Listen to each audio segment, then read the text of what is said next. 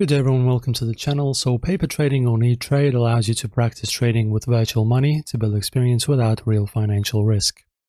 So firstly guys, create an Etrade account, go to their websites, click open an account and follow the registration steps. Of course, provide the necessary identification and financial information to complete the setup. After that, log in into your account. Once logged in, navigate to trading in the top menu. Under the trading section, you should see an option for paper trading or virtual trading. If it's not visible, it might be under the More or Tools menu. Click on Start Paper Trading or similar option to begin.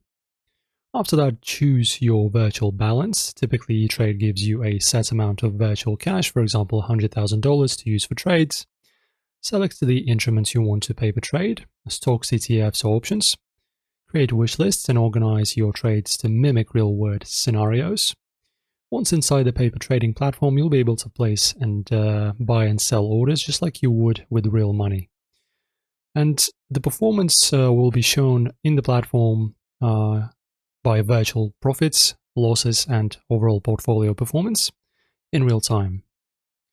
Guys, and after making paper trades, go back to portfolio section of your account to track your trades and analyze the results. And also you can of course review your gains and losses to assess how well your strategies worked.